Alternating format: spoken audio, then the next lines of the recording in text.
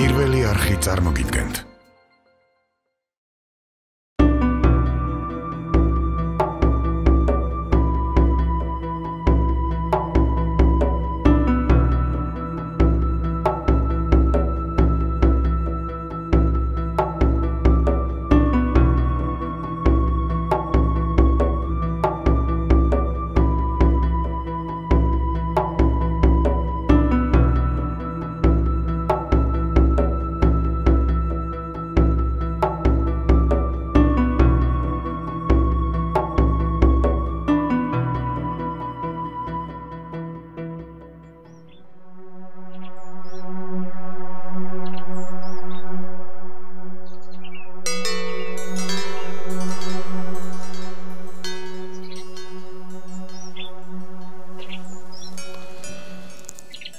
სურამს რო უწიეს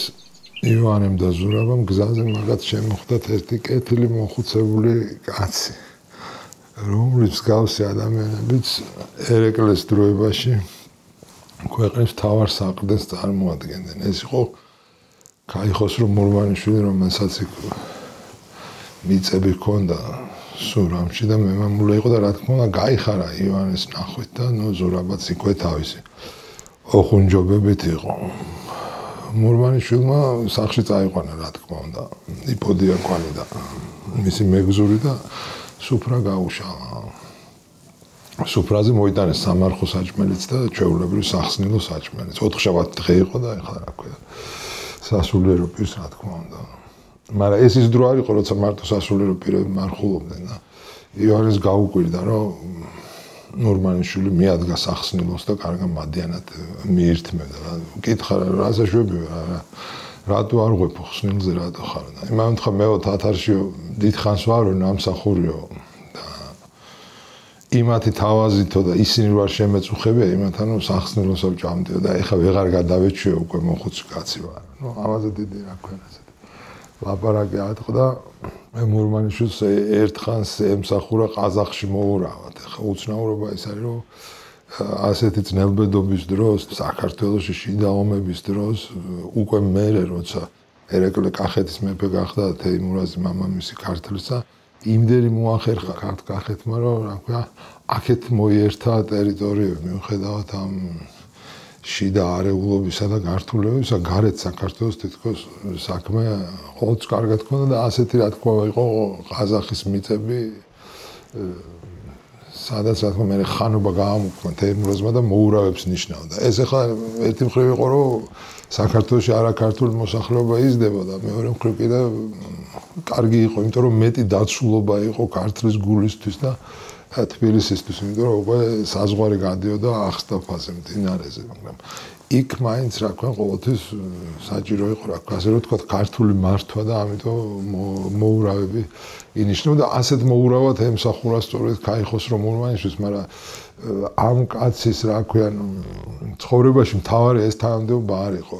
ეს იყო ერთი ესეთი რა ქვია, გამორჩეული გმირი ერეკლეს დროის. ისეთი როგორც მაშინ სხვა შორის ბევრი იყვნენ და დროის შედარებითი სიახლოვის გამო ბევრი ამათგანის სახელი ვიცით, თქვა მე უკვე გოგია ფითრელიშვილი და რა ქვია გორჯასპი, ნათალიშვილი, ასეთი იყვნენ ეს ადამიანები, არა პირველი რიგის თავადები, არა არც მეორეს თქვა, შეიძლება უბრალო აზნაურები, რომლებიც წლების მანძილზე მონაწილეობდნენ კახეთის მეფეების ყველა ომში. ქონდათ ნანახი უამრავი უბედურება, ჩაედინათ მრავალი გმირობა, ხა მაშინ საქართველოში სამხედრო არც წოდებები იყო, არც ორდენები იყო, არც არაფერი, მაგრამ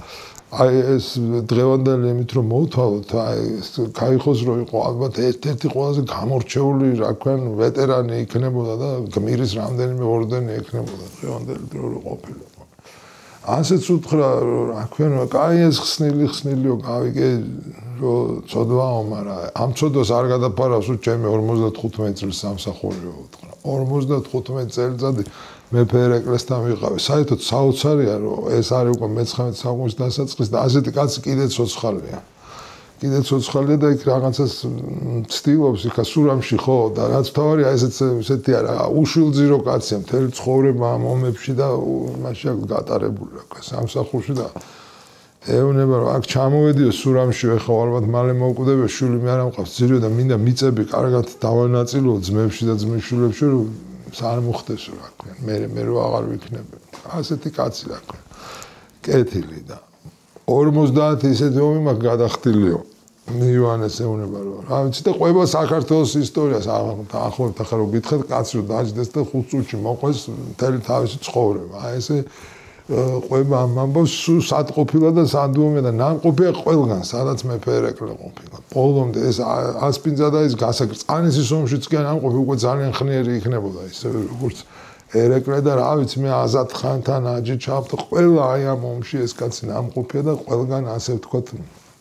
სახელი მიშოვნია ეუბნება ასეთ ხალხზე აი რა ქვია მოსახლეობის ნაკლებობაში გაჭიროებაში სულ რაღაც ხალხის ძებნაში აი ასეთ 300-400 ასეთ ადამიანზე იდგა ერეკლეს დროის საქართველოს როცა იყო ომი იმიტომ რომ ეს ხალხი იყო ბირთვი ასე რომ ვთქვათ პროფესიონალი ნამდვილი მეომრები რომელიც მაშინ არც რა ქვია ასაკი იყო ამისთვის დიდად განსაზღვრული თუმცა რო აღარ შეეძლო კაცომი აღარ შეეძლო მაგრამ აი ესეთი ხმლის ოსტატები და რა თქმა უნდა ალბათ სამხედრო ტაქტიკის და დიდი გამოცდილების და ყველანაირი ომი შეეძლოთ ისეთ ადამიანებს როგორც იყოს სწორედ ეს ქაიხოს რომ მურვანში და იქ ომებს რომ ჩამოთვლის ესა ყველა ომია რაც კი რა მნიშვნელოვანი ყოფილა და ისეთი სახელოვანიც როგორც არის თქვა ასპინძა და კიდე ამ დიდ ლეკებთან ასე ვთქვა ომები თორე ის იმასაც ყვება რა ქვია კიზიხში სად რამდენი ლეკი გადაურეკია და სად როგორ მას უქნია რა ქვია მაგრამ ამათ შორის ის ასახელებს აბდულა ბეგთან ომს ეს არის საქართველოს ისტორიაში ერთ-ერთი ყველაზე გადამტეხი და მნიშვნელოვანი ომია ისეთი რომელმაც საქართველოს ასე ვთქვათ დღემდე დაუბრუნა თბილისი ერეკლეს თავის ჭკუასთან მოხერხებასთან გამოცდილებასთან სიმამაცესთან მრავალ ესეთ გაითვისებასთან ერთად სულ თან დასდევდა იღბალი და ქუდბედი აი რამდენჯერმე იყო მისი მეფობის დროს განსაკუთრებით პირველ ნახევარში ხდებოდა რაღაცა ამბავი რომელიც წამოწყებული იყო სულ სხვა რამის გამო და მე თავდებოდა დიდი და კარგი ამბით სულ სხვა მიმართულებით ასეთი იყო მაგალითად აბდულა ბეგის ამბავი რომელშიც ერეკლე ჩაერთო და საბოლოოდ ამან მოიტანა თბილისის გათავისუფლება და თბილისის ქართველებისთვის დაბრუნება. ესეთი ამბავი იყო. ირანში როცა აირეოდა ხოლმე ვითარება და ეს ჯერ კიდე ნადირ-შაჰის ბოლო წლები ასე რომ ვთქვათ. ნადირ-შაჰი ითხოვდა ძალიან ბევრ გადასახადს და ამის გამო აწყობდა საშინელებას. მაგალითად თბილისში ვინც ხანები ყავდა დანიშნული, აქედან რომ საჭირო გადასახადი ვერ მიიღო, მირზა იბრაიმი იყო მთავარი ამაჩი თბილისის ციხეებში ვინც იჯდა. ესენ დაიბარა იქ და რომ მოусმინა და შესაბამისი ანგარიში ვერ მიიღო ნახევარს თვალი მოთხარა და მირზა იბრაიმს ორივე თვალი და გამოაგზავნა უკან ასე თქვა ქართლში ეხლა თქვენ წარმოიდგინეთ ეს რა სანახავი იყო თვითონ ქართველი ეხლა თეიმურაზი უკვე ქრისტიანი მეფე ნაკურთხი ზის თბილისში მართან ეს პარსელების იმით რა ქვია ჯარით განშემორტყმა ეს რა სანახავი რომ ესე იგი ის კაცი ჩვენი მთავარი რა ქვია ყენი რა იმაზე განწყობაზე ამის მერე ეს კიდე ითხოვდა ამ გადასახადებს და თეიმურაზმა შეთვალა უარი და წავიდა და ანანურში დადგა. ნუ ერეკლე ამ დროს ასე რომ ვთქვათ კახეთში იყო. ხო და ნადირ-შაჰმა იფიქრა და მაინც ომით არ წამოვიდა და უთხრა რაღაც შენი შვილი გამოუშიო. და თეიმურაზმა თქვა რომ მე შენ აღარსად აღარ გაგიშვებ. ერთხელ უკვე გაგიშვი მაგასთან ახალგაზრდობაში მეტი არავინ არ მყავხარო. შენ რო მომიკვდეო და დამეღუპო იქ ან გადამივარდეო რომ გადავარდებოდი აქედან რა გამოვაო და თქვა რომ მე თვითონ წავალო როგორც ხდებოდა ხოლმე ხა თეიმურაზ ქართლის მეფეა მოიხსენება და წავიდა და ქართლის საქმე საერთოდ ეს აი ჩვენთან ტერმინი რომ ქართლის ამბავი ეკითხებოდა ესეთი ის არის რა ქვია ხოლმე ჩვენ მადიანებში ყველა დროში და ვისაც ეკითხება ის კაცი უნდა დატოვოს ასეთ დროს და დატოვა აბდულა ბეგი აბდულა ბეგი რომ მარტივად თქვა ანტონ კათალიკოს ღვიძლი ძმა არის ასეს შვილი არჩილი ოღონდ გამუსლიმებული და რა თქმა უნდა დინასტიურად ქართლის მეფობისთვის პრეტენდენტების წკრივშია ისა ხო აბდულა ბეგი ცხოვრობდა სამშვილდეში ყავდა დიდი ჰარამხანა და დიდად ანაფერზეც და მაგრამ მიხვდა ეხა ეს რომ თეიმურაზი წავიდა და როგორც იცით იქ წასული ბევრი მინახავს და მობრუნებული უკეთეს შემთხვევაში ცოტა ხო და აბდულაბეგმა იფიქრა რომ ბოლო ეს ჩემი ქართული დამებრუნდა ესე მე ქართლელი ბაგრატიონი ვარ და ერეკლეს მისწერა რომ შენ არაფერს გემართლებიო კახეთი თქვენი იყო და თქვენი იყოს და ქართლში ახლა მე ვარო ლეკები იქირავა ბევრი და მოიყვანა სამშვილდეში და დადგა იქ ლეკებთან ერთად ბევრი ლეკები ისეთი რაღაც ცნობილი ბელადები იყვნენ როგორც ჩანს მაშინ ერეკლემ რა თქმა უნდა უარი შემოთვალა ხა ეს მამამისმა იმას კი დაუტოვა ეს საპატრონო ქართლი მაგრამ ერეკლეს პატრონია ხო რაღაცას მოვიდა და სამშვილდის აღება ნუ არ გამოვიდა და რა თქმა უნდა იმ ძალებით და იმით შემოეწყოდა არაფერი მაგრამ ეს მოახერხა რომ სხვა ლეკები იქირავა და ამ ლეკების ბელადები შეუგზავნა აბდულაბეგის ნაქირავი ბელადებს და მოელაპარაკენ ის არ გინდა თუ არ არის მართალი საქმეო და წამოდითო და რამდენიმე წამოვიდა რა თქმა უნდა თავისი ჯარი წამოვიდა ერეკლე და მოვიდა დადგა თბილისში ამ დროს ორი მთავარი ციხეა ვიცით ჩვენა არიყალა ვიცით და მეტეხი და ორივეგან სპარსელებით განა და სპარსეთი ამ დროს უკვე არეულია ნადირ-შაჰი მოკლეს თეიმურაზი იქ აგვარებს რაღაც საქმეებს თავისთვის უკეთესად გამოძრეს იქ ერთი პრეტენდენტი მეორე ხალხს მეორე როგორც სამოქალაქო ომია რა ქვია და მე ბოლოს მოდის ქერიმ-ხან ზენდი რომელიც ისეთ თავმდაბლად თავის შაჰს არ ეძახდა მაგრამ ნუ ეს რა ქვია თეიმურაზი ჯერ იქ არის ერეკლე მოვიდა და გაჩერდა თბილისში თავისი ხალხით ნუ აი იქ ორი ჯარი სპარსელები რას იზამენ და ვისკენ იქნებენ არ იცის მაგრამ რა ქვია ეს აბდულაბეგი ამ სპარსელებთანაც რა თქმა უნდა გაბმულია მიმოწერაში ამბავში და როგორც ჩანს მათი რაღაცა სიმპათიებიც იყო აბდულაბეგის მხარეს უფროს ან რა ვიცი აბდულაბეგს ფული ჰქონდა როგორც ჩანს წავიდა და იქ აზერბაიჯანში იქირავა ჯარი ან ეთხოვა ჯარს 8000 ავღანი მოიყვანა და იალღუჯაზე დააბანაკა და წამოვიდა თბილისზე და კოდაში მოვიდა და ერეკლეს შემოუთვალა რომ დატო ეგ ქალაქი მშვიდობიანად გასო ბიძაშვილები ვარ და რას გადამეკიდევა ეს ქვეყანა ხო იცი ჩვენიაო რა ქვიან ქართლელი ბაგრატიონი ერეკლემ უთხრა რომ შეუთვალა რომ მკვდარს გამიყვანთ ამ ქალაქიდან ეს არის რაღაცნაირად გარდამტეხი მომენტი ამ ამბის რომ არ გავიდა იქიდან ამჯობინა ომი მოხდა ეხლა რომ ჩვენი სოლოლაკია იმის თავზე სოლოლაკის მთებზე რა ქვია ეს იყო რა ქვია ძნელად საომარი ადგილი იყო და საკმაოდ ესეთი რა ქვია ჯაგიანი და ასე რომ ვთქვათ კლიმატი კარგი არ აქონდა ხო და იმარჯვეს რა თქმა უნდა ქართველებმა და გაყარეს ავღანელები და კიდევ მიაღუჯამდეს დიესო როგორც ჩანს აბდულაბეგი ახლა წამოვიდა და ისევ დადგა რა ქვია ეგ სამშვილდეში იმიტომ რომ ჯარი გაუნადგურდა და აფერი მაგრამ აი ეს მომენტია უბრალოდ საინტერესო რომ ერეკლემ გადაწყვიტა რომ აიღოს თბილისი რახან აქვს ფორმალური მიზეზი რომ ამ სპარსელების იმასთან კავშირის გამო და დასწყო ნარიყალაზე დასწყო მაგრამ კლდის უბანი ხო იცით აი იქიდან უტევდა და ვერ შედიოდა ძალიან ეხმარებოდა მთელი თბილისი, მთელი მოსახლეობა. ანუ ამ ორი მასში დგას ორ ციხეში, ორი გარნიზონი და ქვემოთ არის მოსახლეობა და უტევს. ზარბაზნები ვერ აყენებდა, რა ზარბაზნებიც მაგას ჰქონდა ისეთ ზიანს და გააკეთა შთამბეჭდავი ნაბიჯი. გორში ყოფილიყო ერთი დიდი ზარბაზანი და ეს ზარბაზანი ხარებით წამოიღეს გორიდან და თან ერეკლე მიეშმაკა. აქედან კი არ მივიდა ზემოთ თაბორის მხრიდან, იმას ერქვა თაბორის კოშკი. და ძველი კოშკი იდგა ერთი და მიაყენა იმას ეს უზარმაზარი ზარბაზანი 60 ლიტრიან ყუმბარებს ისროდა ასე და დასწყო და გვარიანა დააზიანა დაბზარა დაანგრია და ქართველები შეესიან პირველი ავარდა თუ არა ვცდები თბილისელი მოქალაქე შავერდა ღებრიშვილი ესეთი კაცი და ისეთი სივიწრო იყო რომ ხმალი ვერ ამოიღო და მუშტებით ჩხუბობდნენ ამ კოშკის აღების დროს და გადმოაგდეს იქიდან ვერ გადმოაგდეს ძიმედ დააჭრენი მე ერეკლე იმას ბევრი რამე აჩუქა ერეკლე ერთი გავარდა თბილისიდან მიეწია ლეკებს აბდულაბეგის უკონტროლო ლეკებს რომელიც ქალში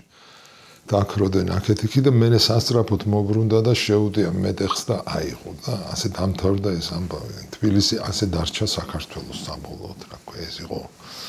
აი ხნის წინ მე 2 საუკუნე ნახევრის და მეტის წინ კიდე ხო და ეს ჩვენი კაი ხოსრო მურვანიშვილი ასეთ ამბებში იყო ნამყოფი ასე ნაუმარი ასე დამსახურებული და რა ვქნა ხო მარხვას ვერ ვიჭერ ისიც ჩემი ბრალი არ არის მეფემ დამნიშნა იქო და ეს მისი პასუხი არის საოცარი თათრების თავაზითო მარხვა ვერ დავიჭირე რა ქვია ეს უცნაურია და გვაჩვენებს დროის ერთგვარ სურნელს. ერეკლეს დროის საქართველო იყო ძალიან ინტერნაციონალური მიუხედავად ასეთი რა ქვია უბედურებისა და ერთი და იგივე ერის ხალხი თამტერი შეიძლება და ყოფილიყო და თან მოყარեց რა. ხო და кайხოს რომ უთხრა რა მიხსნის ამ წოდვისგან, რა მიხსნისო და ახლა ივანეს არაფერი შეუკადრია ეს დაგალმასოთ იყო, მაგრამ ზურაბა ხო ასეთი საქმეებისთვის იყო და უთხრა რომ ბატონო შენ ხუნალთესველი კაცი არ აღარ ფქვილი არ გექნებოდა. ერთი კაი ხალიჩა გვაჩუქე მონასტრისთვის. რა თქმა უნდა აჩუქა ეს. წამოვიდნენ მე იქიდან ამ ხალიჩით და მურმანიშვილმა უთხრა რომ მინდა მეგობარი იყო ჩემი ივანეს უთხრა. თბილი კაცი იყო მოხუცი და აკოცავ. ეს ერთადერთი ამ მოგზაურობაში რომ ივანეს ვინმე კოცნის რა ასე ყველაზე გამოცდილი, დაღლილი, გაუბედურებული და ესეთი მაინც სახელოვანი და ძლიერი და მაგარი ქართველი რომელიც შეხვდა ამ კაცს ამ გზაზე ალბათ სწორედ ეს кайხოსრო მურმანიშვილი იყო.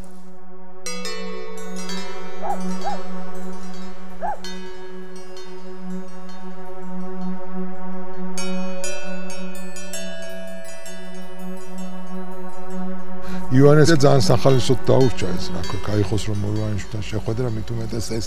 ძველი ვეტერანი რა ქვია ერეკლეს ომების ძალიან ენაწყლიანი კაცი გამოდგა და რა ქვია ეხალისებოდა კიდეც ამის გახსენება და მოყოლა და თავის დამსახურებებზე ლაპარაკი. კარგად რა თქმა უნდა კეთილად, მაგრამ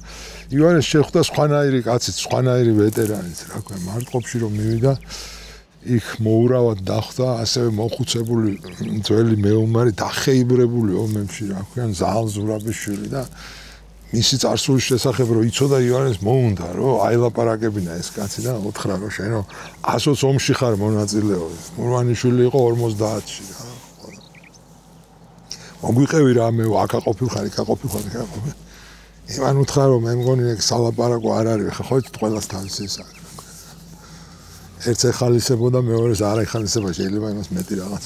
ტკივილი და განცდა ქონდა საერთოდ მიაჩნდა ეს რომ რაღაცა არ არის თავმდაბალი რა და უბრალოდ უთხრა ადექ ხა წავიდეთ სადილათო და წავიდნენ სადილათო.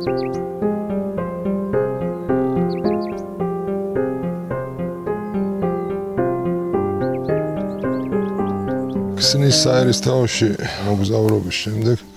ივანემ და ზურაბამ უძიეს საამილახვროს და მოვიდნენ ჭალაში ამილახვრების ძველ სახლში, სადაც კარგი მიღება ეიმედებოდათ.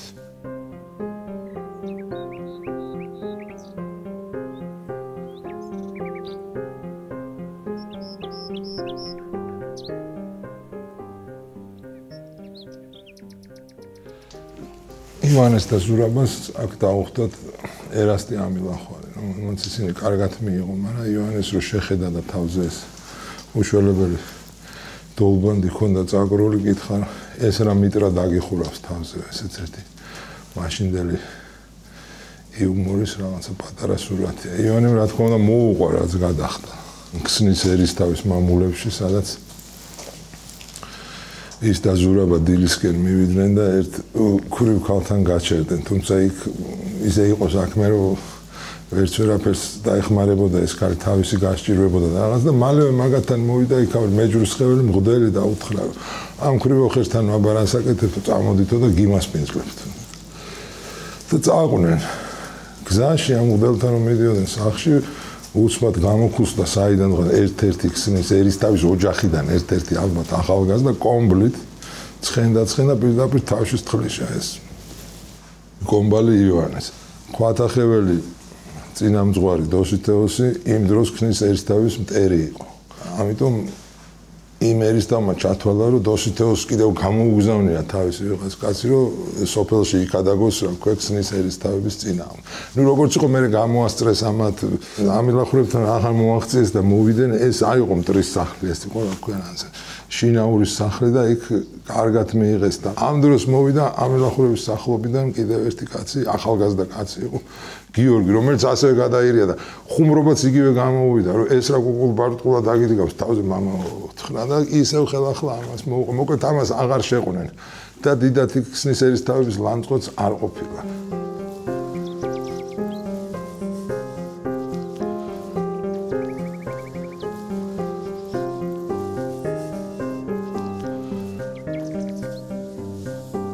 მოკლედ ამ ლახურებთან ვახშანზე დიდი ჭკვიანური ლაპარაკი ატყდა რა. ეს ახალგაზრდა გიორგი ამილახვარი დიდი ხიფათიანი კაცი ყოფილა, რბილად რო ვთქვათ ესე. მეზობლებს გადაკიდებულია, მარტო მეზობლებს კი არა, საერთოდ ყველასო და სახლი კაცებს და მთელ ამ გვარში არავის ელაპარაკება და თურმე ამას მზედმეტი სახელი ქონია ამ გიორგი ამილახვარის გოდა. და ეს სახელი რაღაცა სხვანაირად გაისმა იქ, იმიტომ რომ ყოფილა სხვა კაციც მაშინ იქ ქართლში ამ ზედმეტი სახელით ტყვეთა მსყიდველი, მკვლელი, დამცემი და ასე შემდეგ რა ქვია. ოსი იყო ახლა იქ დიდად ნიშნობა არ აქვს, სადაური იყო, არც ხვები აკლებდნენ. იოანემ უთხრა, რომ აი მაგიტომაც დაგერქვა ეგ სახელი, რადგან გიორგის ეწყინა რა, რომ რახანო ვიღაცა მკვლელიაო და მე სახში ამ სახელს მეძახიან, რა აქედან ეს. ნუ იქ წაიდა ლაპარაკი რაღაც ქვეცნობიერზე და იმას და ყოველ შემთხვევაში დაარიგა. ჭკუა როგორ უნდა მოიქცეს, იმან რა გაიგო აქედან და რა დაიმახსოვრა, მე ჩვენ აღარ ვიცით ისინი ამილახვრებთან აღარ მოbrunებულან, მაგრამ საინტერესო ეს არის, რომ ამ გოდას მქონდა დიდი ინტერესი თავისი გვარის ისტორიის და საერთოდ იმ გარემოსი, სადაც ის მართველობს და არის, აინტერესებდა ეს ამბები, როგორც ყველა ესეთ კაცს, რომელსაც თქვა ნაკლებად მიუწვდება წიგზე ხელი, ხო? ხა ამილახვრები ისედაც სხვა გვარია და მთელი ეს მე-18 საუკუნე მაგათი ნიშნის ქვეშ გადის. მაგრამ ამათ აინტერესებდა, საიდან მივიღეთ ეს ამდენი მიწებიო ჩვენო? გითხრა. და ნუ რა თქმა უნდა იმან მოუყვა ცნობილი ისტორია, იმიტომ რომ იოთამ ზედგენიძე სული დაასდვა მეფისათვის. ეს არის ცნობილი ამბავი, რომელიც ქართველებმა ყველამ ვიცით ჩვენ, როცა იოთამ ზედგენიძე ჩაწვა მეფე გიორგი მერვეს საწოლში, როცა მას ვერ დააჯერა, რომ მკვლელები უნდა მოსულიყვნენ და მე მკვლელები მოვიდნენ. ამიტომაც თქვენ მიიღეთო არა მარტო სყვილოს ციხეო, არამედ გორიო, გორის ჯვარიო და ჩამოუთვალა ეს მიწები. ხა წიგნი ეს ხუმარ სწავლა ისეთი რამეა საერთოდ, რომ მარტო იმისთვის კი არა თქვათ, რომ ამბები და რაღაცა ეკითხო, საინტერესო იმით, როგორი ისტორიული მეხსიერება აქვთ ქართველებს. მაშინ. აი ხა დღეს ჩვენ სულ სხვა ისტორიული მეხსიერება აქვთ. აი იმათ აქვთ სულ სხვანაირი. ამილახვრების ამ ინტერესიანობაზე უნდა ვთქვათ, რომ მანამდე სანამ აი მეჯურის ხევში გალახავდნენ იოანეს, იმან ხო გორში გამოიარა და გორში დახვდათ ერთი ამილახვარი, გორიც ასე ვთქვათ მათი იყო და იქ რაღაც როგორც წესი იყო სახუმარო ლაპარაკი, იმიტომ რომ ეს ზურაბა რომელიც მას თან დევდა, მოგეხსენებათ ესეთი ხუმარასავით, მასხარასავით კაცია და ეს ცნობილი პერსონაჟია საერთოდ ლიტერატურაში ხო და იმ ამილახვარმა უთხრა ესეთი რაღაცა, რომ ეს გიჟიო რაც წამოგიყოლებიაო თან. ესე მე ვიცი რომ შენ ჭკვიანი და ნასწავლი კაცი ხარ, აუცილებლად გიჟი გჭირდებაო, რომ ჭკვიანი გამოჩნდეო, რაღაცა ესეთი. ბევრი ესეთი მომენტი, მაგრამ ამ გორელ ამილახვარს აინტერესებდა რა არის თქვათ სწავლა და ხელოვნება, რას ნიშნავს ეს ყველაფერი. იმ არეულ მძიმე და რა ქვიან საშიშ დროში. სწავლა არის ცხადი მცნობელობა ჭეშმარიტებისა, განმანათლებელი გულისხმიერყოფისა, უბიწო მხიარულება ცხოვრებასა შინა, ქება ჭაბუკისა და შესაყრდნობელი მოხუცებულისა, ნუგეშის მცემელი უბედობისა, ხოლო ბედნიერებასა შინა განმაშვენებელი.